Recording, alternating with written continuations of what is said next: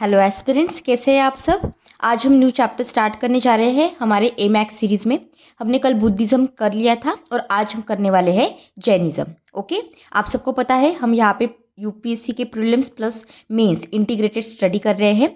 और इसके साथ अगर आपको आज के लेक्चर की या फिर प्रीवियस लेक्चर्स की पीडीएफ डाउनलोड करनी है तो इसे आप टेलीग्राम चैनल से डाउनलोड कर सकते हो। इसका लिंक मैं आपको प्रोवाइड कर दूंगी कमेंट सेक्शन बॉक्स में, वहाँ से आप इसे चेकआउट कर लेना और वहाँ से डाउनलोड कर लेना। फाइन, तो चलिए अभी हम लेक्चर को स्टार्ट करते हैं। सबसे पहले हम जैनिज़्म में इंट्रोडक्शन देखेंगे, जो इंपॉर्टेंट चीज़ें आपको पता होनी चाहिए। आप सबको ये तो है पता कि जैनिज़्म एक तरह से हमारे इंडिया में one of the ancient religion है। अब ये जो वर्ड जैन है ना, ये डिराइव किया गया है संस्कृत वर्ड जीना से। जीना का मतलब होता है यहाँ पे द कॉन्करर, यानी कि ऐसा कोई व्यक्ति जिन्होंने अपने डिज़ायर्स के ऊपर, अपने पैशंस के ऊपर और सेंसेस के ऊपर कॉन्कर किया हो। कितना सिंपल डेफिनेशन है ना। तो इस तरह से आपको ये चीज़ें याद रखनी है। अब देखो, जो हमारे जीना है राइट, जो कॉन्करर है किसके, तीन चीज़ों के, ठीक है। ये तीन कीवर्ड्स आने चाहिए, रटने चाहिए, दिमाग में ठीक से बिठा लीजिए। कॉन्कर्ड किस क्या क्या किया है, डिजायर्स, पैशंस एंड सेंसेस। तो यहाँ पे जो फॉलोअर होते हैं जीना के, उन्हें हम कहते हैं जैन्स, ठीक है। तो जैन, जीना और ये सारे आई होप अभी क्लियर हो गया है। अब जो जैनिज्म है ये हमारा श्रमण ट्रेडिशन है जो डेवलप हुआ था independently of that of the वैदिक ट्रेडिशन। अब यहाँ पे जैनिज्म की बात खासियत ये है कि ये रिजेक्ट करते हैं अथॉरिटी ऑफ वेदास। इसमें रिचुअलिज्म और एनिमल सैक्रिफाइसेस को भी रिजेक्ट किया गया है। इस तरह के स्टेटमेंट आपको यूपीएससी के प्रीलिम्स में पूछे जा सकते हैं, इसलिए अच्छे से पता होने चाहिए। अब जैसे हम बुद्धिज्म हमने कल देखा था लेक्चर में राइट। जैनिज्म जो है ये बिलीव करता है in the existence of the eternal soul. समझ में आया। बुद्धिज्म में तो नहीं था ऐसा, ये हमने कल देखा है। जैनिज्म यहाँ पे, अब ये पॉइंट बहुत इंपॉर्टेंट बन जाता है क्योंकि इसके ऊपर यूपीएससी क्वेश्चन पूछ सकता है और एक बार स्टेटमेंट के फॉर्मेट में पूछा भी है। तो जैनिज्म यहाँ पे बिलीव करते हैं existence of the eternal soul, और इस एटर्नल सोल को हम कहते हैं जीवा या फिर आत्मा, ठीक है। अब इम्पॉर्टेंट बात यहाँ पे यह है कि महावीर जो है, मतलब ये मिसकंसेप्शन है, बट जो महावीर है इन्होंने यहाँ पे जैनिज्म को फाउंड नहीं किया है। He is not the founder. ये 24th और लास्ट तीर्थंकर है जिन्होंने रिवाइव किया था, रीऑर्गेनाइज किया था जो एग्जिस्टिंग जैन ट्रेडिशंस पहले से ही थे। तो प्लीज़ ये एक पॉइंट आप ध्यान में रखना, इसमें आपका कन्फ्यूजन नहीं होना चाहिए। अब हिस्टोरिकल बैकग्राउंड में आपको टाइम पीरियड पता होना चाहिए अप्रोक्सीमेट क्या है। तो 6th सेंचुरी है बिफोर कॉमन एरा, जहाँ पे हमें राइज दिखा था हेटेरोडॉक्स रिलीजियस मूवमेंट्स का, जो हमने वैदिक कल्चर के टाइम पे देखा था, जिसमें हम वैदिक रिचुअल्स को देख रहे थे जो बहुत ही कॉम्प्लेक्स थे और जो आम लोग थे वहाँ के, उन्हें बहुत प्रॉब्लम हो रही थी। उस वजह से हमने यहाँ पे ब्राह्मणिकल प्रिस्टीहुड को देखा, उनका डोमिनेंस बहुत ज़्यादा सोसाइटी में बढ़ रहा था। एनिमल की सैक्रिफाइसेस बहुत ज़्यादा बढ़ रहे थे। वहाँ पे एग्रीकल्चर था, लेकिन एनिमल को सैक्रिफाइस करने के लिए जो आम लोग हैं जो एग्रीकल्चर के ऊपर डिपेंड कर रहे हैं, उनको बहुत ज़्यादा नेगेटिव कॉन्सिक्वेंसेस को फेस करना पड़ रहा था इस वजह से। प्लस हमने ग्रोथ तो देखी ही है टाउन और ट्रेड की, इसके साथ साथ मर्चेंट यानी कि वैश्य क्लास, इनका जो फाइनेंशियल स्टेटस था वो तो अच्छा हो रहा था, लेकिन सोसाइटी में इनका स्टेटस वैसे ही था। प्लस यहाँ पे डिजायर्स थी लोगों के बीच for the simpler and ethical religion, और इसी वजह से यहाँ पे ये सारी चीज़ें हुई। अब यहाँ पे इससे आया quest for the spiritual liberation, जिसे हम कहते हैं मोक्ष, राइट। अब यहाँ पे देखो, जैनिज्म और बुद्धिज्म यहाँ पे इमर्ज हुए हैं as a major reform movements during this period. अब इसके रीजंस जो है, जैनिज्म के रीजंस क्या रह चुके हैं इमर्जेंस के लिए, बुद्धिज्म के क्या रह चुके हैं रीजंस, ये दोनों भी चीज़ें मैंने आपको यहाँ पे जैनिज्म के नोट्स में दे दी है, मतलब बुद्धिज्म के नोट्स में दे दी है। तो आप वहाँ से भी वो पॉइंट्स लिख सकते हो, ठीक है, क्योंकि दोनों के लिए भी सेम रीजंस यहाँ पे होंगे। अब हम तीर्थंकर का मीनिंग क्या होते हैं वो समझते हैं। तीर्थ का मतलब होता है फोर्ड या फिर पाथ, है ना, और करा का मतलब होता है मेकर। तो यहाँ पे तीर्थंकर, मतलब the one who shows the path of liberation. और पाथ ऑफ लिबरेशन क्या है? हमारा मोक्ष है। निर्वाणा और मोक्ष के बीच मैंने डिफरेंस समझाया था आपको कल बुद्धिज्म के लेक्चर में, उसे भूलना नहीं है, ठीक है। ऑलराइट, जो तो तीर्थंकार जो है, tirthankar is not a creator of the religion. तो ये क्या है? ये तीर्थंकार जो होते हैं ये स्पिरिचुअल टीचर्स है, जो यहाँ पे एटर्नल ट्रूथ क्या होता है, किस तरह से चीज़ों को गाइड करना है, ये सारी चीज़ें देखते हैं। अब तक हमारे कितने तीर्थंकार हो चुके हैं? 24 तीर्थंकार हो चुके हैं प्रेजेंट टाइम साइकिल में according to the Jain traditions, ठीक है। ये बेसिक चीज़ें हमने देख ली। अब यहाँ पे लिस्ट दी है, ऑफ कोर्स सारी की सारी लिस्ट आपको याद नहीं करनी है, रटनी नहीं है, लेकिन जो पहले 3 नंबर है वो अच्छे से आप याद कर लीजिए, और इसके सिम्बॉल्स क्या है ये भी याद कर लीजिए। आपको सारे सिम्बॉल्स भी एक बार पढ़ के रख लीजिए, क्योंकि हो सकता है कि किसी भी स्टेटमेंट में पूछ ले कि क्या यहाँ पे ये एक पर्टिकुलर सिम्बॉल जैनिज्म से एसोसिएटेड है कि नहीं है, है ना। और लास्ट यहाँ पे जो 2 है ये आप याद रख लीजिए बस। तो इसमें सबसे पहला तो हमें अच्छे से याद होना चाहिए कि ऋषभनाथ है पहले तीर्थंकार, और इनका जो सिंबल है, मतलब इन्हें सिंबल से दिखाया जाता है, इनका सिंबल है बुल, याद रहेगा। इन्हें अधिनाथ भी कहा जाता है। ऑलराइट, अब जो पहला तो हमने देख लिया, लास्ट के 2 जो पार्श्वनाथ है इनका सरपंट हुड है सिंबल, और महावीर तो है, या फिर इन्हें वर्धमान महावीर भी कहा जाता है, इनका है लायन। आई होप ये सारी चीज़ें अभी आपको समझ में आ गई है। अब हम इंपॉर्टेंट तीर्थंकार के बारे में अच्छे से पढ़ लेते हैं, क्योंकि यूपीसी इसके ऊपर क्वेश्चन पूछता है, तो हमें रेडी रहना है। अब ऋषभनाथ यानी कि अधिनाथ जो है ये फर्स्ट तीर्थंकार थे, इनको ये कहा जाता है, प्लस इन्हें फाउंडर समझा जाता है प्रेजेंट डे जैन ट्रेडिशन का according to the Jain belief. Traditionally दूसरे हैं, उन्हें हम कहते हैं नेमिनाथ या फिर अरिष्टनेमी, ज़रा ज़्यादा फेमस नाम है अगर आपने सुना हो तो यहाँ पे अरिष्टनेमी या फिर नेमिनाथ ये 22nd तीर्थंकार रह चुके हैं। ये थे cousin of Krishna according to Jain tradition. अब ये एसोसिएटेड है with that of the Girnar hills. Girnar hills आपको पता है गुजरात में है। अब दूसरा जो तीसरे है वो है पार्श्वनाथ, ये 23rd तीर्थंकार है। अभी हमने टेबल में देखा, पहले तो हिस्टोरिकली सिग्निफिकेंट तीर्थंकारों में से ये फेमस है। यहाँ पे इनका टाइम पीरियड मोटे मोटे तौर पे 7 to 8th सेंचुरी का है ट्रेडिशनली, और यहाँ पे इनका जन्म वाराणसी में हुआ था। सन ऑफ किंग अश्वसेना थे ये। ओके, अब यहाँ पे टीचिंग्स जो है, यहाँ पे 4 ग्रेट वोज ली जाती है जो हमें पता होनी चाहिए। कि ऐसा हमें भी किसी कहीं पे पूछ लिया कि what are the 4 great vows associated with Jainism, तो सबसे पहला जो है वो है हमारा अहिंसा, जिसे कहते हैं हम नॉन वायलेंस। दूसरा है सत्य यानी कि ट्रूथ। तीसरा है अस्थेय, जिसे हम कहते हैं नॉन स्टीलिंग, चोरी नहीं करनी है। And then aparigraha, that is the non possession.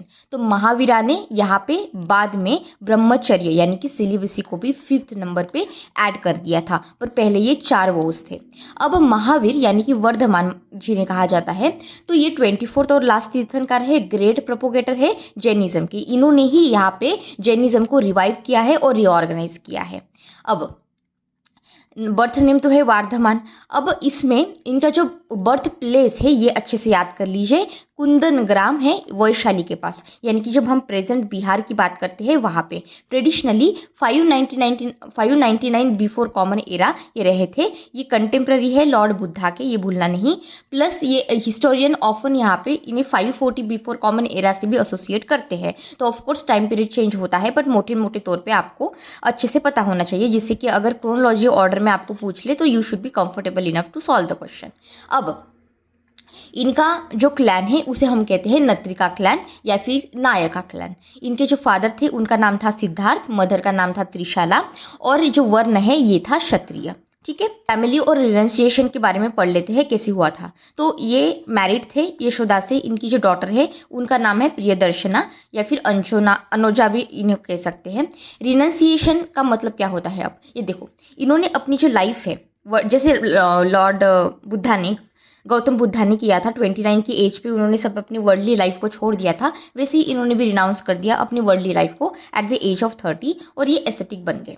मतलब सारे जो भी जैसे मॉन्क्स होते हैं सिंपल ज़िंदगी जीते हैं, सारा जो वर्ल्डली मटेरियल वगैरह होते हैं उन्हें त्याग देते हैं, वैसी लाइफ। अब इसके साथ इन्होंने प्रैक्टिस किया पेनेंस, मेडिटेशन एंड ऑस्टेरिटीज़। अब ये जो सारी चीज़ें हैं ये इन्होंने टोटल 12 अप्रॉक्सीमेटली 12 साल तक कंटिन्यू की है। समझ में आया? ज्ञान और टाइटल्स के बारे में पढ़ लेते हैं। 42 की एज में महावीर ने अपना जो केवल ज्ञान है, केवल ज्ञान का मतलब होता है सुप्रीम नॉलेज, इसे गेन कर लिया था साल ट्री के अंडर। जिरिम्बिका ग्राम ये जगह है और रिवर है रिजू पलिका, ठीक, पालिका। तो ये रिवर और ये प्लेस अच्छे से याद रखना है आपको। हमारा जो लॉर्ड बुद्धा का हमने क्या देखा था, बोधि ट्री देखा था, है ना। अब इसमें देखो वर्धमान जो है ये टाइटल दिया गया है, मतलब इसका मतलब होता है एवर ग्रोइंग प्रॉस्पेरिटी। महावीर भी इनका एक तरह से टाइटल है, जिन्हें कहा जाता है ग्रेट हीरो, मीनिंग बता रही हूँ। जीना भी कहा जाता है इन्हें, जिसका मतलब होता है द कॉन्करर। केवलिन भी कहा जाता है, जिसका मतलब होता है the one who attend the केवल ज्ञान। साथ इन्हें निर्ग्रंथा भी कहा जाता है। निर्ग्रंथा का मतलब होता है the free from worldly bonds, okay. और जितेंद्रिय तो है ही, जिसका मतलब होता है कॉन्करर ऑफ सेंसेस। ऑलराइट, अब इनकी प्रीचिंग और निर्वाणा के बारे में पढ़ लेते हैं। अब इसमें देखो इन्होंने 30 साल तक यहाँ पे सबको प्रीच किया, प्लस इन्होंने बहुत सारी जगहों पे इन्होंने ट्रैवल भी किया। जो प्लेसेस एसोसिएटेड है जैन महावीर जैन से वो देख लेते हैं। पर यहाँ पे एक अच्छे से पॉइंट याद रखना, यहाँ पे यूपीएससी ने प्रीलिम्स में अब तक प्लेसेस पूछे हैं जो कि एसोसिएटेड थे लॉर्ड बुद्धा से, ठीक है। अब यहाँ पे महावीर जैन से भी एसोसिएटेड प्लेस पूछ सकते हैं, समझ में आया, इसलिए बता रही हूँ मैं, ठीक है। तो प्लेसेस है मगधा, अंगा, विदेहा, कोशाला और बाकी के नेबरिंग रीजन्स। यहाँ पे इन्होंने जैन संघ को ऑर्गेनाइज किया, जिसमें मॉन्क्स जिसे साधुज हम कहेंगे, नन्स जो कि जिसे साध्वीज कहते हैं, लेमन जैसे कि मतलब जिन्हें वर्ड्स में कहा जाता है श्रवकास। तो देखो मैं तो यहाँ पे आपको पर्सनली सजेस्ट करूँगी कि जब आप पेपर में लिखोगे, अगर लिखने का काम पड़ा तो ये मॉन्क्स और नन्स लिखने के बजाय आप ये वाले कीवर्ड्स यूज़ करना, साधुज, साध्वीज, श्रावकास, ठीक है। और ले वुमेन को क्या कहते थे, श्राविकास। तो ये सारे सब। अब जो महावीर है इन्होंने दोनों भी मेन और वीमेन दोनों को भी अपने संघ में ऐड किया था। प्लेस यहाँ पे देख लीजिए, पावा है, पावापुरी, जो कि आपके प्रेजेंट डे बिहार में है। इनकी जब डेथ हुई थी तब ये 72 ईयर्स के थे। ट्रेडिशनल डेथ 257 कहा जाता है, लेकिन थोड़ा सा डिबेटेड है, बट स्टिल इट्स ओके। अब टाइमलाइन है, ठीक है।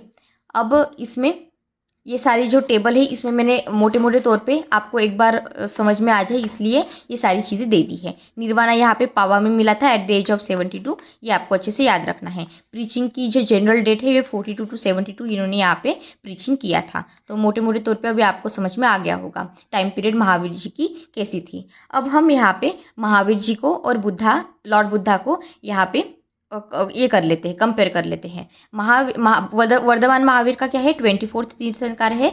बुद्धा क्या है, ये फाउंडर है बुद्धिज्म के।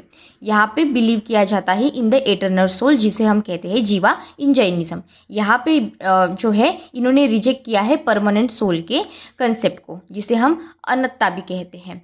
यहाँ पे एक्सट्रीम एसिटिसिज्म को किया जाता है। यहाँ पे जो बुद्धा का है यहाँ पे मिडल पाथ है, इसमें केवल ज्ञान का कंसेप्ट है। यहाँ पे बोधि यानी कि एनलाइटनमेंट, इसमें कर्मा और रिबर्थ दोनों को भी एक्सेप्ट किया गया है, और यहाँ पे भी कर्मा और रिबर्थ को एक्सेप्ट किया गया है। यहाँ पे ये दोनों भी वैदिक अथॉरिटी को रिजेक्ट करते हैं। अब यूपीएससी ने प्रीलिम्स में दोनों क्या यहाँ पे वैदिक अथॉरिटी को रिजेक्ट कर रहे हैं या फिर दोनों किसी चीज़ में बिलीव करते हैं, वो क्वेश्चन पूछा था, तो इसलिए ये टेबल मैंने आपको यहाँ पे प्रोवाइड कर दिया। अब कुछ इंपॉर्टेंट फैक्ट्स है यहाँ पे लिखे हुए हैं, फिर से वो आपको अच्छे से करने हैं, ठीक है। अब यहाँ पे क्वेश्चन हम मेंस के रिलेटेड जो है वो देख लेते हैं। जैसे कि पहली बात ये है कि जैनिज्म जो है, अब देखो ये तो सारी चीज़ें हमने प्रीलिम्स रिलेटेड देख ली, अब मेंस के रिलेटेड कैसी चीज़ें सोचनी है वो समझते हैं। यहाँ पे जो क्वेश्चन ये है कि जैनिज्म ये जो है ये सोसाइटी को क्यों अपील हुआ, why Jainism appeal to the society. तो सबसे पहला मेन रीज़न ये है कि इन्होंने रिचुअलिज्म और एनिमल सैक्रिफाइसेस को यहाँ पे अपोज किया, एथिकल कंडक्ट और नॉन वायलेंस को यहाँ पे एम्फोसाइज दिया। ये सारी जितनी भी कास्ट थी उस टाइम पे सोसाइटी में, उन सब के लिए जैनिज्म ओपन था, दरवाजे उन सब के लिए ओपन थे। सिंप्लिसिटी बहुत ज़्यादा थी, ऑस्टेरिटी अटैच थी, सॉरी जो ऑस्टेरिटी है सिंप्लिसिटी है, ये दो चीज़ें जो है, इन दो चीज़ों ने यहाँ पे ट्रेडर्स या फिर अर्बन क्लासेस को अट्रैक्ट किया। इन्होंने इंडिविजुअल रिस्पॉन्सिबिलिटी को प्रमोट किया, और ये इंडिविजुअल रिस्पॉन्सिबिलिटी कैसे प्रमोट की गई, कर्मा के थ्रू, ठीक है। So through Karma rather than the divine intervention. अब प्रीवियस जो यूपीएससी के थीम्स है वो सारे यहाँ पे मैंने दे दिए हैं। क्वेश्चंस यहाँ पे महावीर से पूछे गए हैं, पार्श्वनाथ, 5 वोस, तीर्थंकर, ये सारी चीज़ें जो है ये इंपॉर्टेंट हो जाती है। अब हम यहाँ पे पार्ट 2 देख लेते हैं, कोर टीचिंग्स का जैनिज्म का कैसे था। तो जो सेंट्रल ऑब्जेक्टिव है जैनिज्म का ये है कि हमें सोल को लिबरेट करना है, यानी कि मोक्ष। ये यहाँ पे ऐसे माना जाता था कि जो सोल होता है वो कॉन्टिन्यूअस साइकिल से जाता है of that of the birth and death. ठीक है, डेथ को यहाँ पे संसारा कहते हैं। तो एंड ये जो चीज़ है, ये जो मोक्ष है, इससे ये कैसे पाएंगे हम, through this continuous cycle of birth and death, ये हम कुछ चीज़ों से कर सकते हैं। अब ये कौन से चीज़ें हैं यहाँ पे, वो है राइट फेथ, राइट नॉलेज और राइट कंडक्ट। ठीक है, तो यहाँ पे ये 3 चीज़ें अच्छे से याद रहेगी, right faith, right knowledge, right conduct. तो यहाँ पे जैनिज्म यहाँ जो है एडवोकेट करता है नॉन वायलेंस, ये हमने पहले ही देखा था, अहिंसा को, सेल्फ डिसिप्लिन को, renunciation, truthfulness, self control, equality of all the living beings and conquest over the desire and passion. ये जो कीवर्ड्स है ये सिंपल आपको दिख रहे हैं, लेकिन ये कीवर्ड्स आपके टिप पे होने चाहिए so that you can write it down. Okay, तो अनलाइक बुद्धिज्म, यहाँ पे जैनिज्म बिलीव करता है in the existence of the soul and eternal soul और आत्मन। ये मैं बार बार इसलिए बता रही हूँ क्योंकि ये यूपीएससी ने पूछा था और यहाँ पे कन्फ्यूजन हो सकता है। पहले जितने भी लिविंग बींग्स है from humans to micro organisms, हर एक में सोल होता है, ये यहाँ पे जैनिज्म बिलीव करता है और ये भी यूपीएससी ने क्वेश्चन पूछा है। तो यहाँ पे याद रखना है कि लिविंग बींग हो, नॉन लिविंग बींग क्यों ना हो, माइक्रो ऑर्गेनिजम्स क्यों ना हो, इंसान तो है ही, फ्लोरा फौना सब पकड़ लीजिए आप, इन सब में सोल होती है, soul capable of attaining the liberation. ये कहाँ पे माना जाता है, ये जैनिज्म में माना जाता है, बुद्धिज्म में नहीं माना जाता। अब यहाँ पे कुछ फंडामेंटल प्रिंसिपल्स है जैनिज्म की जो आपको पता होनी चाहिए। अब ये जो फंडामेंटल प्रिंसिपल्स है, क्या हम ये प्रेजेंट डे में कहीं पे यूज़ कर सकते हैं, ऐसा क्वेश्चन आपको पूछा जा सकता है। तो इस तरह से आपको रिलेट करके करना है। और ये जो जैनिज्म का कंसेप्ट है ये सिर्फ आप यहाँ पे सिर्फ एंशियंट एमैक के लिए मत पकड़ के रखिए, ये आप बाकी वर्सटाइल डिफरेंट जगह पे ऐसे में या फिर एथिक्स के पेपर में या फिर आप कहीं पे भी लिख सकते हो। समझ में आया? तो ऐसी इस तरह से हमें समझ के इंटरलिंक करना है चीज़ों को। तो अहिंसा में ये एक हाईएस्ट रिलीजियस ड्यूटी है जिसमें हम अहिंसा परमो धर्म, ऐसा यहाँ पे जैनिज्म में कहा जाता है, जहाँ पे हम हार्म नहीं करते, इवन बाय थॉट्स। ठीक है, या फिर शब्द तो होते हैं, हमारे एक्शंस, डीड्स जिसे कहते हैं, या फिर कर्मा बोल लीजिए आप, इसके थ्रू तो हम यहाँ पे किसी को हर्ट नहीं करेंगे, लेकिन हम थॉट्स के थ्रू भी नहीं करेंगे। हम किसी को मतलब लिविंग बींग्स जो होते हैं, इवन माइक्रोस्कोपिक ऑर्गेनिजम्स क्यों ना हो, उन्हें हम इंजुरी नहीं पहुंचाएंगे। ठीक है, ये यहाँ पे जैनिज्म कहता है। अब ऐसे बहुत से जैन मॉन्क्स हैं जो यहाँ पे मुहापत्ती, ठीक है, मतलब कि आपने देखा होगा वो अपने माउथ के ऊपर ऐसे वाइट कलर का क्लॉथ रहता है उनके ऊपर, ठीक है, वो पहनते हैं। मतलब जो जैनिज्म में है कॉमन लोग, आम इंसान वो नहीं करते हैं, मॉन्क्स करते हैं। ठीक है, अब प्लस यहाँ पे ये they will sweep the ground, ठीक है, चलने से पहले, और या फिर यहाँ पे स्ट्रिक्ट वेजिटेरियनिज्म का ध्यान रखा जाता है। तो ये सारी चीज़ें जैन मॉन्क्स फॉलो करते हैं। ओके, सो जैनिज्म ट्रांसफर्ड अहिंसा from merely avoiding violence into the universal compassion towards all the life forms. Okay, अब यहाँ पे इक्वालिटी की बात की जाती है, equality of all the souls, जिसमें जैनिज्म ये बिलीव करते हैं कि जितने भी लिविंग बींग्स हैं इनकी सोल है और जितने भी सारे सोल्स हैं ये फंडामेंटली इक्वल होती है। लिबरेशन पॉसिबल है हर एक सोल का, पर यहाँ पे आपको सेल्फ एफर्ट्स लेना होगा। जैनिज्म यहाँ पे रिजेक्ट करते हैं superiority of a birth by the caste. ठीक है, कर्मा के बारे में पढ़ते हैं कि अकॉर्डिंग टू जैनिज्म कर्मा क्या है। Karma is a subtle material substance that attaches itself to the soul. ठीक है, अपनी आपकी हर एक एक्शन, स्पीच, थॉट यहाँ पे कर्मा को जनरेट करता है अकॉर्डिंग टू जैनिज्म। कर्मा एक तरह से प्राइमरी कॉज है आपके रीबर्थ का, और लिबरेशन आप तभी अटेन कर पाएंगे जब आप कंप्लीटली अपने आप को एक्यूमुलेट, मतलब आप अपने आप को रिमूव नहीं कर देते फ्रॉम एक्यूमुलेटिंग कर्मा। ठीक है, तो ये है karma according to Jainism. Moksha का क्या है अकॉर्डिंग टू जैनिज्म? मोक्षा मतलब complete freedom from a karma, मतलब कि जो जन्म और मृत्यु की साइकिल है उससे हमें मुक्ति मिलना। एटर्नल ब्लिस या फिर इनफाइनाइट नॉलेज, ये भी आप कह सकते हो। ये कहा जाता है अकॉर्डिंग टू जैनिज्म कि जो लिबरेटेड सोल होते हैं वो राइज करते हैं to that of the Siddhashila, जो कि लोकेटेड है to the top of the universe. ठीक है, याद रहेगा। रत्नात्रय, जिसे हम 3 जूल्स भी कहते हैं, ये देख लेते हैं क्या है जैनिज्म में। ये इंपॉर्टेंट है, ये आपको पता होना चाहिए। तो सबसे पहले जूल्स क्या है और उसकी मीनिंग क्या है वो देख लेते हैं। सबसे पहले तो है सम्यक दर्शन, ठीक है, जिसका मतलब होता है राइट फेथ या फिर राइट परसेप्शन। फिर आता है आपका सम्यक ज्ञान यानी कि राइट नॉलेज। और फिर आता है आपका सम्यक चरित्र, जो कि है राइट कंडक्ट। तो ये जो 3 है ये इनसेपरेबल है, यानी कि अगर आपके पास सही फेथ नहीं है, राइट फेथ नहीं है, नॉलेज यहाँ पे इनकम्प्लीट रहेगा। अगर आपके पास सही नॉलेज नहीं है तो आपका जो कंडक्ट है it will make you blind. और अगर आपका कंडक्ट सही नहीं है तो आपका लिबरेशन भी पॉसिबल नहीं हो पाएगा। तो तीनों भी चीज़ें कैसी है, इनसेपरेबल हैं। तो ये जो 3 लाइन है ये भी आप अच्छे से याद कर लो, रट लो कहीं पे भी लिखने के लिए। ऑलराइट, अब धीरे मतलब 3 सेपरेटली देख लेते हैं। सम्यक दर्शन यानी कि राइट फेथ में 3 चीज़ें आती है। सबसे पहले तो ये है कि आपको फेथ रखना है in the teachings of the तीर्थंकर। दूसरी बात ये है जो भी आपका बिलीफ होगा, believe in the true nature of reality. तीसरा ये है कि आपको फ्री करना है अपने आप को from the superstition and blind beliefs. ये समझ में आ गया आपको सम्यक दर्शन। दूसरा है आपका सम्यक ज्ञान, जिसे हम कहते हैं राइट नॉलेज। सबसे पहला क्या है, इसमें करेक्ट अंडरस्टैंडिंग होनी चाहिए आपको रियलिटी की। दूसरी बात यह है कि आपको नॉलेज जो है आपका वो आपको फ्री करना चाहिए from that of the doubt and ignorance. तीसरी बात यह है कि आपको यहाँ पे सोल को समझना है, कर्मा और लिबरेशन को समझना है। तो ये जो 3 चीज़ें आती है ये आता है आपका सम्यक ज्ञान यानी कि राइट नॉलेज में। तीसरा है यहाँ पे सम्यक चरित्र यानी कि राइट कंडक्ट। मतलब ये हुआ एज ए ह्यूमन बीइंग, ठीक है। अगर आप जैन हैं it means living according to the moral principle. अब ये मॉरल डिसिप्लिन, अब ये मॉरल डिसिप्लिन कैसे एस्टैब्लिश हो गए, आपको कंट्रोल करना है अपने माइंड को, स्पीच को और एक्शन को। और ये आप अचीव कर सकते हो through observance of the was and the self discipline. ये आपको समझ में आया है, ठीक है। ऑलराइट, अब यहाँ पे अब हमने 3 चीज़ें देख ली। अब यहाँ पे देखते हैं हम 5 ग्रेट वोस कौन से हैं, यानी कि पंच महाव्रता। अब ये भी रटे हुए आपको होने चाहिए, क्योंकि पूछ सकता है, यू नेवर नो, हमें अगर हम ये नहीं कर रहे हैं तो क्या फ़ायदा। अब सबसे पहला आता है आपका अहिंसा, जिसे हम कहते हैं नॉन वायलेंस। दूसरा आता है आपका सत्य यानी कि ट्रूथफुलनेस। तीसरा आता है आपका अस्तेय, जिसे हम कहते हैं नॉन स्टीलिंग।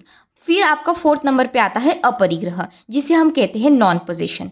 5th नंबर पे आपका आता है ब्रह्मचर्य, जो क्या है सेलिबसी। अब सेलिबसी हमें पता है पहले तो ये 4 थे और फिर यहाँ पे ये ऐड किया गया था वर्धमान महावीर के द्वारा, ये हमने अभी ऊपर देखा। अब ये जो 5 ग्रेट वॉज है या फिर जिसे हम पंच महाव्रता कहते हैं, ये मॉन्क्स के लिए है। तो जो जनरल पब्लिक है उनके लिए ये नहीं है, जो जैन है, ठीक है। अब यहाँ पे हम एक्सप्लेनेशन देख लेते हैं कैसे कैसे है। अच्छा, ये जो 4 थे, पहले जो 4 थे ये किसने दिए थे, पार्श्वनाथ ने दिए थे। और ये सिलिबसी ब्रह्मचार्य का किसने ऐड किया है, वर्धमान महावीर ने किया है। Okay, very good. अब यहाँ पे हम एक्सप्लेनेशन देख लेते हैं कौन से हैं। अहिंसा का मतलब होता है कि आप किसी लिविंग बीइंग को इंटेंशनली हार्म मत कीजिए, ठीक है, उन्हें नुकसान मत पहुंचाइए इंटेंशनली। दूसरी बात यह है कि आपको हमेशा सच बोलना है और जो हार्मफुल स्पीच होती है, हार्श स्पीच होती है, उसे अवॉइड करना है और सत्य बोलना है। तीसरा है अस्तेय, यानी कि आपको चोरी नहीं करनी है। Do not take anything that is not willingly given. Okay, फिर आता है आपका अपरिग्रह, यानी कि जो लिमिटेड मटेरियल पोजेशंस है वो आपको आपके पास रखने हैं। आपको ग्रीडी नहीं होना है और अटैचमेंट से दूर रहना है।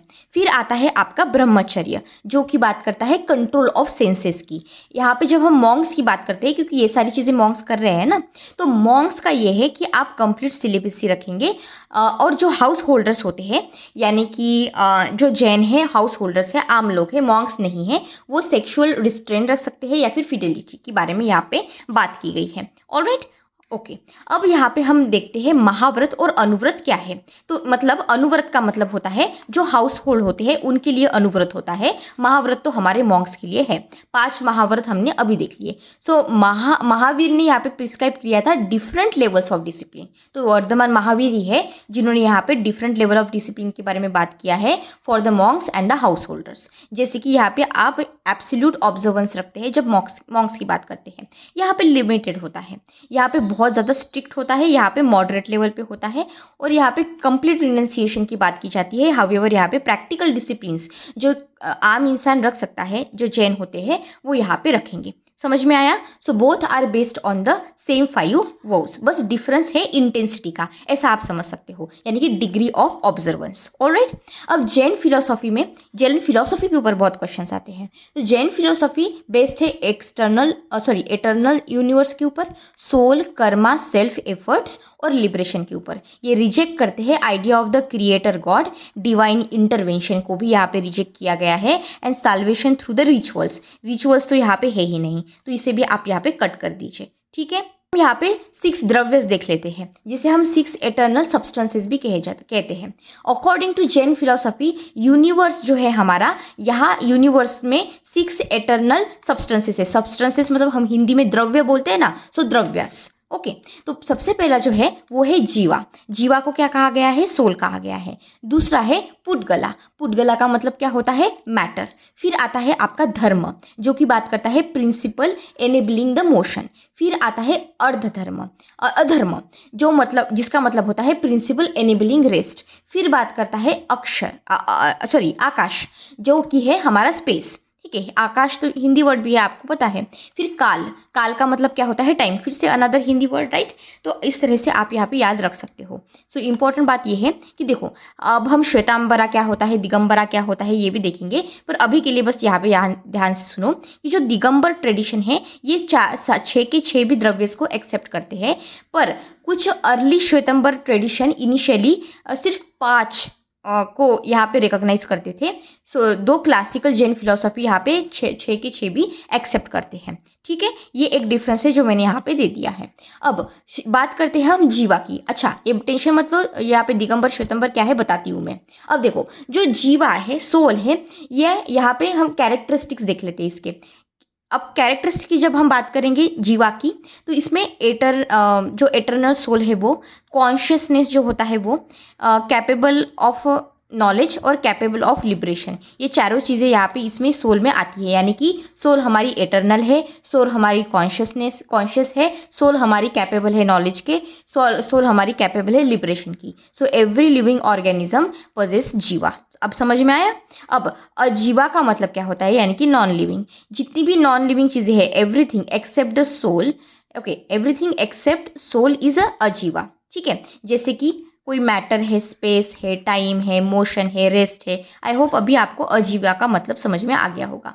अब 9 तत्व कौन से है वो समझ लेते हैं, फंडामेंटल प्रिंसिपल्स। तो जैन फिलोसॉफी यहाँ पे एक्सप्लेन करती है लिबरेशन थ्रू द 9 तत्वास। जैसे कि ये है आपके 9 तत्व। पहला तो है जीवा, सोल, ये बहुत जगह पे रिपीट होगा। फिर होगा अजीवा यानी कि नॉन लिविंग। फिर है अश्रवा यानी कि इनफ्लो ऑफ कर्मा। बंध यानी कि बॉन्डेज ऑफ कर्मा। संवारा यानी कि स्टॉपेज ऑफ कर्मा। देन निर्जरा यानी कि शेडिंग ऑफ कर्मा। मोक्षा यानी कि लिबरेशन। पुण्य यानी कि मेरिट। पाप यानी कि डीमेरिट। समझ में आया आपको? ठीक है, यहाँ पर मैंने मेमोरी टिप दे दी है, अगर आपको यूज़ करना है तो आप यूज़ कर सकते हो। अब कर्मा जो है जैनिज्म में वो कैसा है वो देख लेते हैं। According to Jain philosophy actions जो होती है हमारे, वो यहाँ पे कर्मा को प्रोड्यूस करती है। कर्मा यहाँ पे पकड़ के रखता है सोल को। अब कुछ पैशन है जैसे कि एंगर, प्राइड, ग्रीड या फिर अटैचमेंट, ये जो चीज़ें हैं ये यहाँ पे कार्मिक बॉन्डेज को बढ़ा सकती है। पर अगर आपको लिबरेशन चाहिए तो ये कैसे होगा? तो liberation is achieved only when no new karma enters. ठीक है, और जो ओल्ड कर्मा है ये डिस्ट्रॉय हो चुका है पेनेंस और ऑस्टेरिटी के थ्रू। अब जब हम मोक्षा की बात करते हैं तो जो सोल है यहाँ पे अटेन करता है मोक्षा तब जब जितने भी हमारा कर्मा है वो डिस्ट्रॉय हो जाए, इनफाइनाइट नॉलेज अराइज हो, इनफाइनाइट परसेप्शन अराइज हो, इनफाइनाइट ब्लिस यहाँ पे अटेन किया जा सकता है। तो जब हमें लिबरेशन मिल जाता है तो सोल यहाँ पे यहाँ पे हमने ये ऊपर भी कीवर्ड देखा था, राइट, सिद्ध शिला को यहाँ पे मतलब रीच करता है and never returns to the cycle of rebirth. ये यहाँ पे मोक्षा का कंसेप्ट है according to the Jainism. Okay, अब यहाँ पे अनेकांतावाद क्या है ये पूछा जा सकता है यूपीएससी में प्रीलिम्स में। सो अनेकांतावाद के बारे में पढ़ लेते हैं। अनेकांता मतलब क्या होता है, मेनी साइडनेसनेस। ओके, मतलब कि देखो रियलिटी जो है हमारी ये कॉम्प्लेक्स है और बहुत सारे हमारी रियलिटी के एस्पेक्ट्स हैं, ये तो पता है हमें। इसलिए कोई एक सिंगल स्टेटमेंट कंप्लीटली जो सच्चाई है उसे डिस्क्राइब नहीं कर सकता है। बहुत सारे व्यू पॉइंट्स होते हैं जिसमें कुछ ना कुछ सच्चाई आपको दिखेगी। समझ में आया? तो अनेकांतवाद, ठीक है, मेनी साइडनेसनेस यानी कि बहुत सारी बाजुएं, और हर एक बाजू यहाँ पे हर एक पर्सपेक्टिव, हर एक पॉइंट ऑफ व्यू कुछ ना कुछ सच्चाई दिखा रहा है, जिसे हम कह रहे हैं अनेकांतावाद। इंपॉर्टेंस क्या है इससे, क्या होता है फिर इससे, मतलब हम एक मतलब रिजिड पाथ पे नहीं जा रहे हैं, हमारे पास बहुत सारी पॉइंट ऑफ व्यूज है। तो हमारा क्या होगा, हमारा टॉलरेंस बढ़ेगा, हम डायलॉग्स को एनकरेज करेंगे, एब्सोल्यूटिज्म जो होता है उसे रिजेक्ट करेंगे और मल्टीपल पर्सपेक्टिव को एक्सेप्ट करेंगे। यही इंपॉर्टेंस यहाँ पे अनेकांता की। तो anekantavada is considered one of the India's earliest philosophical expression of the intellectual pluralism. Okay, ठीक है। अब दूसरा आता है यहाँ पे स्यादवाद। अब स्यादवाद का मतलब क्या है, इसका मतलब होता है, अब स्याद जो है इसका मतलब होता है परहैप्स, ठीक है, यानी कि from a particular view point. तो अकॉर्डिंग टू स्यादवाद यहाँ पे एवरी स्टेटमेंट, ठीक है, is conditionally true depending upon the perspective. तो पर्सपेक्टिव को यहाँ पे इंपॉर्टेंस दिया गया है। जो भी स्टेटमेंट आप मेरे सामने लाओगे कंडीशनली वो ट्रू हो सकता है, पर वो डिपेंड करता है कि पर्सपेक्टिव क्या है मेरा। तो अगर यहाँ पे मेरे सामने एक ग्लास दिया हुआ है, उसमें मैंने आधा पानी भरा हुआ है, तो आप बोल सकते हो कि हाँ आधा पानी भरा है, या फिर आप ऐसा भी बोल सकते हो कि आधा ग्लास तो खाली है। दोनों भी स्टेटमेंट तो सही है ना, आप गलत तो नहीं कह सकते, पर ये तो डिपेंड करता है व्यू पॉइंट पे। या फिर कोई और लेजेंड आ सकता है, यहाँ पे बोल सकता है ये तो 100% फुल है, आधा हवा से भरा हुआ है, आधा पानी से भरा हुआ है, वो हो गया ऑप्टिमिस्टिक। डिपेंड करता है पॉइंट ऑफ व्यू पे। तो व्यू पॉइंट ने डिसाइड किया कि आप यहाँ पे इस चीज़ को कैसे दे सकते हो। तो हमेशा स्यादवाद अगर पेपर में याद नहीं आ रहा है तो याद रखना, जो ग्लास होता है, ग्लास का एग्जाम्पल अगर आप याद रखोगे तो आपको स्यादवाद याद आ जाएगा, ठीक है। सप्तभंगी के बारे में पढ़ लेते हैं, जिसे कहा जाता है 7-fold प्रेडिक्शंस। तो जो स्यादवाद है हमारा, ये एक्सप्लेन करता है truth through the 7 possible point of view, ठीक है, स्यादवाद सप्तभंगी। अब ये 7 पॉइंट ऑफ व्यू क्या है वो देखते हैं। अब ये जो 7 पॉइंट ऑफ व्यू है, possible point of stand points, ये यहाँ पे हमें सब बताते हैं कि रियलिटी जो है can not be understood from the one angle, ठीक है। तो याद रखना है अनेकांतावाद प्रिंसिपल, स्यादवाद यहाँ पे मेथड है, ये समझ में आ गया। अब हम यहाँ पे न्यायवाद क्या है वो देख लेते हैं। न्यायवाद भी एक तरह से पर्टिकुलर व्यू पॉइंट के बारे में ही बात करता है। अकॉर्डिंग टू न्यायवाद, जितने भी ऑब्जर्वर्स हैं हमारे, वो एक पर्टिकुलर एस्पेक्ट ऑफ रियलिटी को देखते हैं, पर जो पूरी सच्चाई है, कंप्लीट ट्रूथ है, ये इमर्ज होता है only after combining different view points. समझ में आया? तो मेरे सामने यहाँ पे एक ऑब्जर्वर है, क्या कर रहा है वो, उसे बस एक ही साइड दिख रही है, एक ही एस्पेक्ट दिख रहा है रियलिटी का, पर जो पूरी सच्चाई उसके पीछे है वो दिख रही है क्या, नहीं दिख रही है। तो फिर कंप्लीट ट्रूथ कैसे इमर्ज होगा, जब हम यहाँ पे डिफरेंट व्यू पॉइंट्स को देखेंगे, कंबाइन करेंगे और फिर देखेंगे चीज़ों को। इसे हम कहते हैं न्यायवाद, पर्टिकुलर व्यू पॉइंट। तो ये तो हमने देख लिया। तो प्रीलिम्स के लिए इंपॉर्टेंट चीज़ें हैं वो यहाँ पे मैंने दे दी है, या पर एक 1 टर्म एसोसिएटेड वर्ड्स है वो अच्छे से कर लेना। अब मेंस के रिलेटेड कुछ चीज़ें देख लेते हैं, जैसे कि फिलोसॉफिकल कंट्रीब्यूशन क्या रहा है जैनिज्म का। तो सबसे पहली बात तो ये है, it developed one of the earliest doctrines of the ethical non violence, ठीक है। यहाँ पे इन्होंने इंट्रोड्यूस किया कंसेप्ट ऑफ इंटेलेक्चुअल टॉलरेंस, जैसे कि जो हमने अनेकांतावाद में देखा था। इन्होंने इंडिविजुअल रिस्पॉन्सिबिलिटी को प्रमोट किया, give over the divine grace. Plus यहाँ पे इन्होंने एम्फोसाइज किया सेल्फ एफर्ट्स के ऊपर as a path to liberation, plus इन्होंने एनकरेज किया एनवायरमेंटल सेंसिटिविटी को, ठीक है, to the respect of all the life forms. तो समझ में आया, अगर प्रेजेंट डे में भी अगर आपको एनवायरमेंट के थ्रू भी कुछ क्वेश्चन पूछ ले तो आप वहाँ पे भी यूज़ कर सकते हो अगर स्कोप है तो ये मैं बोल रही थी कि आपको किसी एक पर्टिकुलर कंसेप्ट को किसी एक सब्जेक्ट के थ्रू लिमिट नहीं करके रखना है, उसे स्प्रेड करने की कोशिश करनी है। ओके, तो ये चीज़ें हमने देख ली। अब हम यूपीएससी में जो रिपीटेड क्वेश्चंस है वो कौन से टॉपिक से आए हैं वो यहाँ पे मैंने दे दी है, तो ये टॉपिक्स बिल्कुल छोड़ने नहीं है, वो मैंने नोट्स में कवर कर दिए हैं। तो हम जैन लिटरेचर के बारे में पढ़ लेते हैं। जैन लिटरेचर यहाँ पे किस लिए है, यहाँ पे इन्होंने प्रिजर्व किया है teaching of the tirthankaras. Specially जब हम वल्देमार महावीर के बारे में बात करते हैं, उनकी टीचिंग्स को यहाँ पे अच्छे से प्रिजर्व करके रखा है, ठीक है। जब हम स्टार्टिंग का पीरियड देखते हैं, इनिशियली ये जो टीचिंग्स थी ये सिर्फ ओरली ट्रांसफ़र की गई थी, ठीक है, कहीं पे लिखा हुआ नहीं था। बाद में बहुत टाइम के बाद इस सारी चीज़ों को जो ओरली ट्रांसफ़र की जा रही है उसे कंपाइल किया गया इनटू स्क्रिप्चर्स, ठीक है। और यहाँ पे भी जैन काउंसिल हुई थी उसके टाइम ड्यूरेशन में। अब लिटरेचर कौन से एसोसिएटेड है इस टाइम पीरियड से वो देख लेते हैं।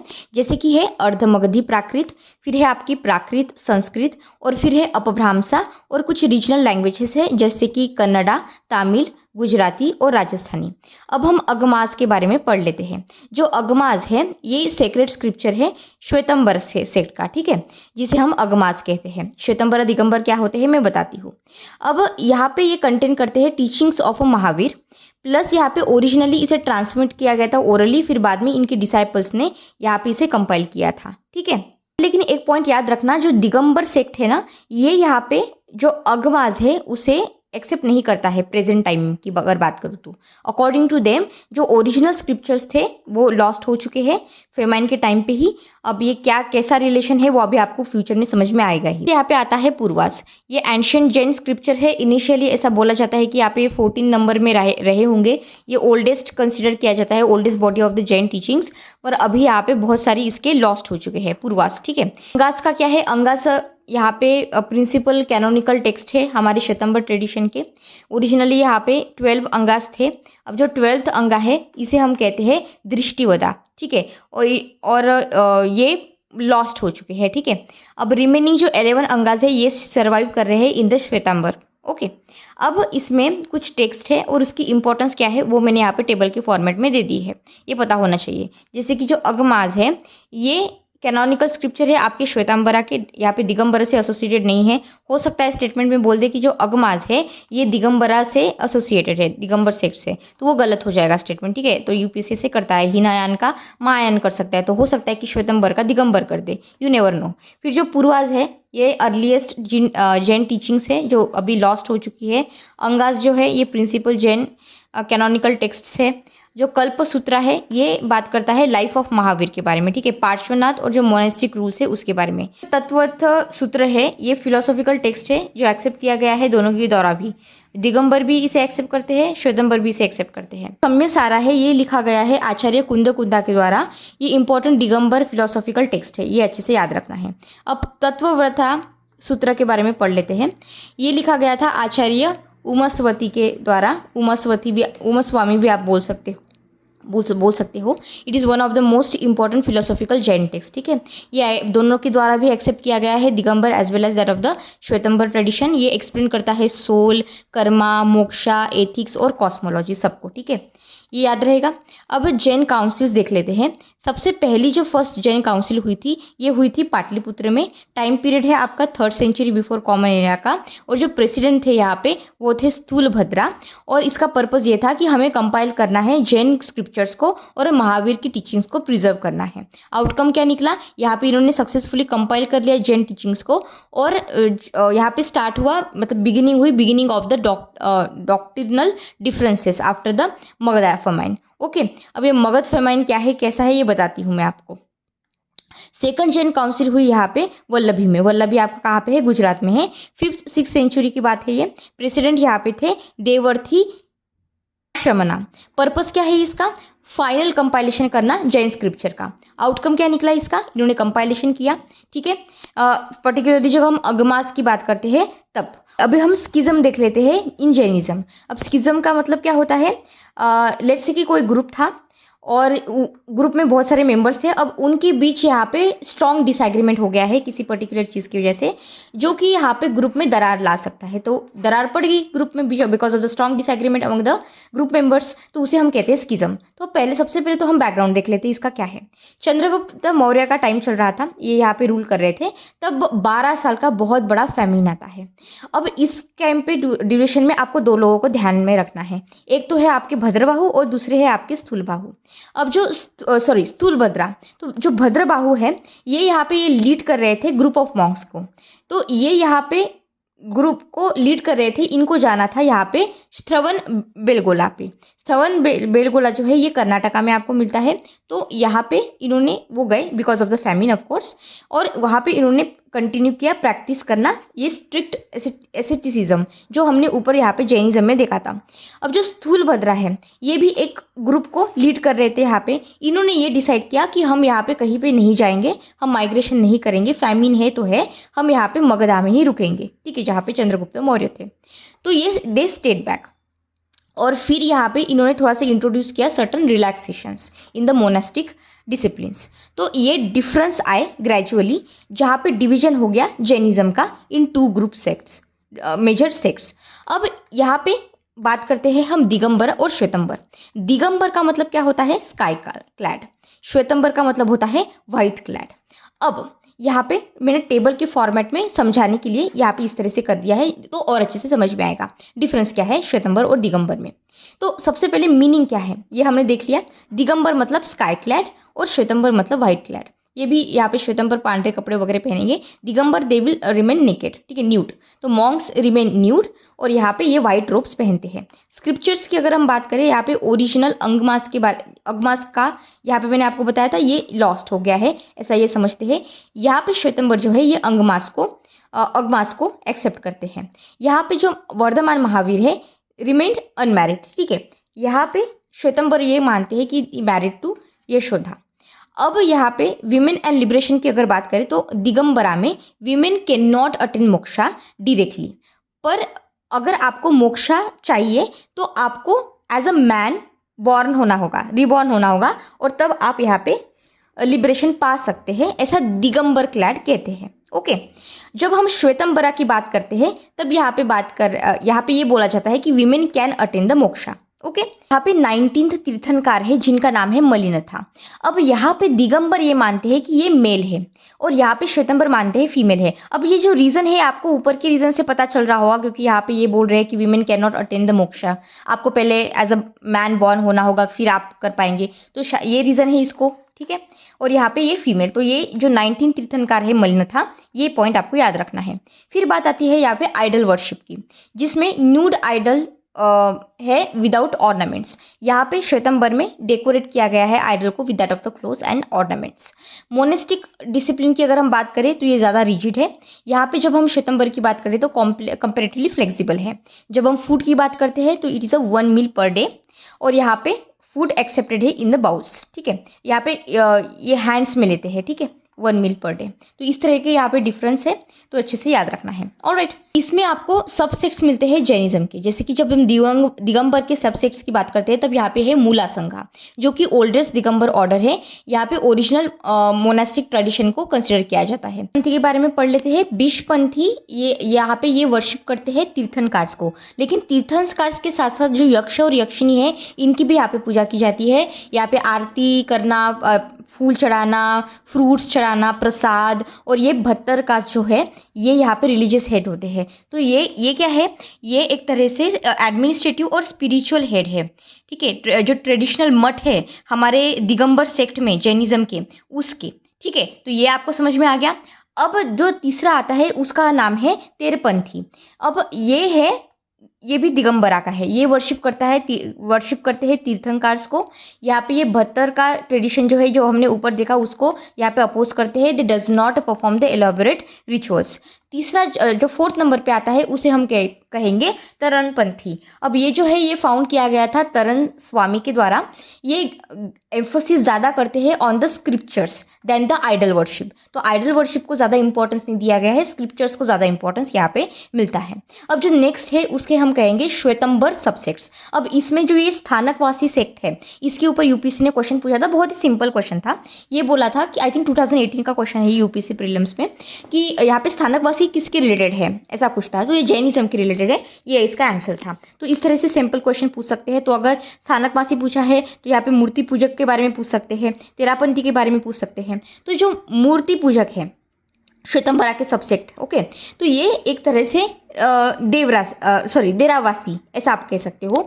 तो ये आइडल्स को वर्शिप करते हैं। यहाँ पे टेम्पल होता है, पर्टिकुलर प्रॉपर टेम्पल होता है जहाँ पे डेकोरेटेड इमेज रखी जाती है तीर्थंकर की। मॉन्क्स जनरली यहाँ पे डू नॉट वियर मुहापति, ओके। ये यहाँ पे मूर्ति पूजक ऐसा बोल सकते हो। तो मूर्ति पूजक जो है ये एक तरह से अपने आप को ही एक्सप्लेन कर रहा है कि ये किसके बारे में बात कर रहा है। हो सकता है ये पूछ ले कि ये दिगंबर सेट से एसोसिएटेड है, तो इस तरह से स्टेटमेंट आपको फ्रेम करके गलत करवा सकते हैं। स्थानकवासी का क्या है, ये रिजेक्ट करते हैं आइडल वर्शिप को।